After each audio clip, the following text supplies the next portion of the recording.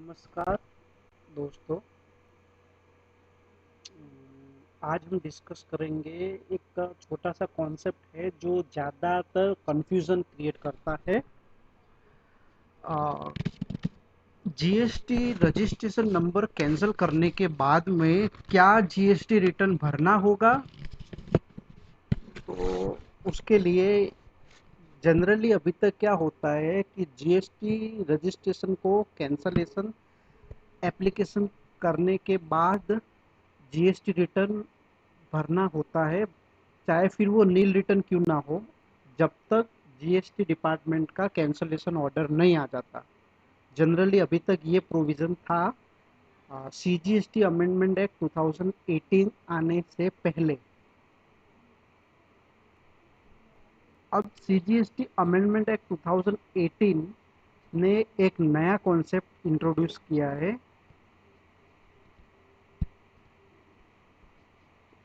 CGST, ये देखिए, CGST amendment act 2018, उसमें सेक्शन 29 में कैंसलेशन और सस्पेंशन ऑफ रजिस्ट्रेशन, रजिस्ट्रेशन को suspension of registration,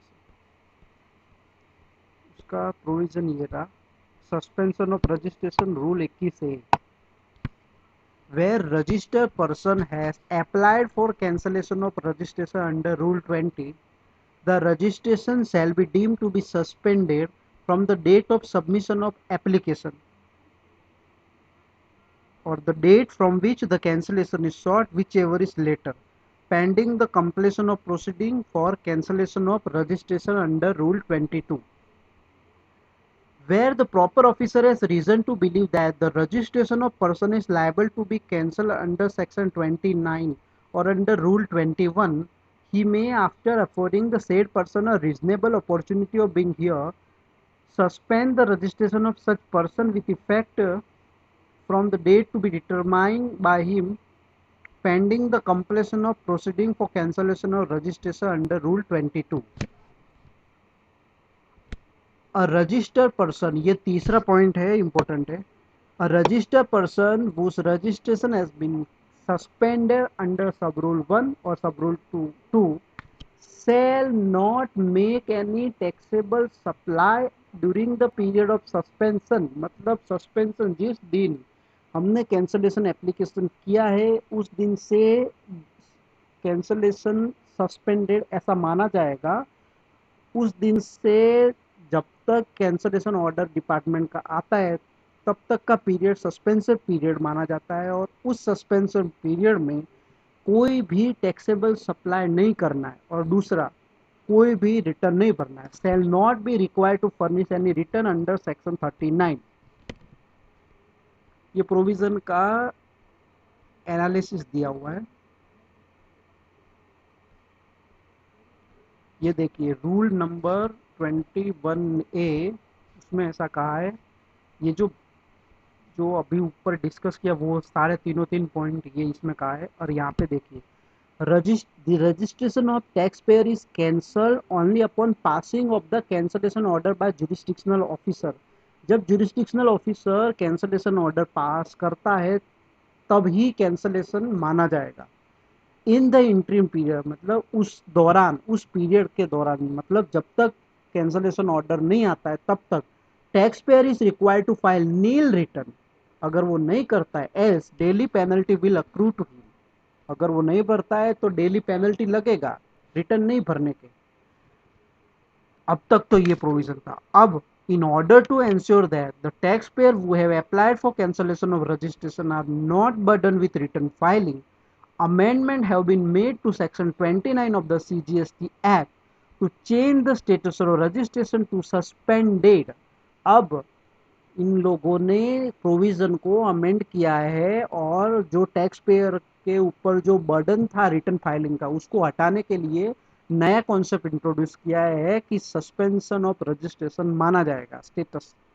once the officer change the status of the registration to suspended, the taxpayer would not be required to file the GST return till the order of cancellation has been passed, and once the order of cancellation is passed, taxpayer can file the final return and complete the D registration formality.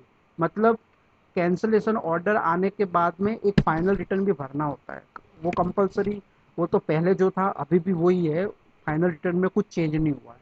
Change हुआ है तो एक नया concept आया है कि suspension of registration माना जाएगा। ठीक है, अब ये देखिए, डिपार्टमेंट ने सर्कुलर नंबर 69 इशू किया था कब? ये अमेंडमेंट एक्ट आया उसके पहले। किस, कौन सी date? Circular number 69 2018 GST, end date है 26 अक्टूबर 2018। ठीक है, उसमें क्या कहा है? उसमें उन लोगों ने कहा है कि देखिए भाई साहब, आप टेंशन मत लीजिए। ये देखिए, para 11, it is pertinent to mention here that section 29 of the CGST Act has been amended by this act to provide for suspension of registration. The intent of the said amendment is to ensure that taxpayer is free from the routine compliance, including filing return under GST Act during the pendency of the proceeding related to cancellation. Although the provision of the CGST Act have not been brought into force, मतलब अभी तक आया नहीं है, it will be prudent for the field formalization not to issue notice for non-filing or return for taxpayer who have already filed an application for cancel or registration under section 29 of the CGST Act। ठीक है, ये circular 69 में ऐसा इन लोगों ने पहले ही बता दिया है। उसके बाद में जब ये प्रोविजन अमेंडमेंट एक्ट आया 1 फरवरी को, तब 1 फरवरी को ये वापस से सर्कुलर नंबर 88 आया है, और उसमें जो पहले पैरा था 69 का, सर्कुलर नंबर 69 का, उसको अमेंड किया है।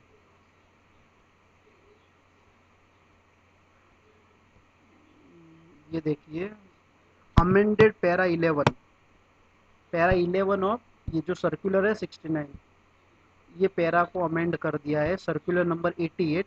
और सर्कुलर नंबर 88 आया है 1 फरवरी 2019 को।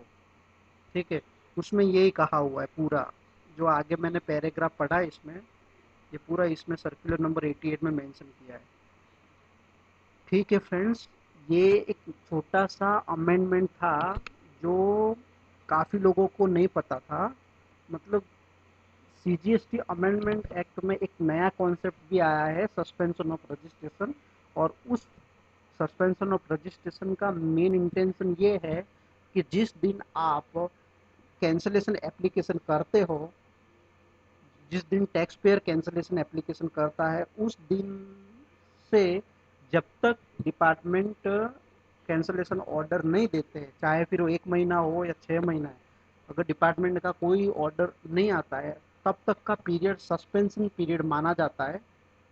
और उस पीरियड में टैक्सेबल पर्सन को ना तो कोई सप्लाई करना है, ना ही कोई रिटर्न भरना है।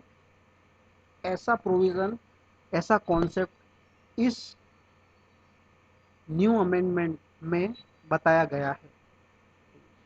आप ये circular 69, circular number 88 and amendment act को अप्लाई करके डिसीजन ले सकते हैं कि आपको रिटर्न भरना है या नहीं भरना है। ठीक है दोस्तों, अगर आपको मेरा ये वीडियो अच्छा लगा है तो लाइक करिए और सब्सक्राइब करिए, बेल आइकन को प्रेस करना ना भूलें और शेयर करिए। धन्यवाद।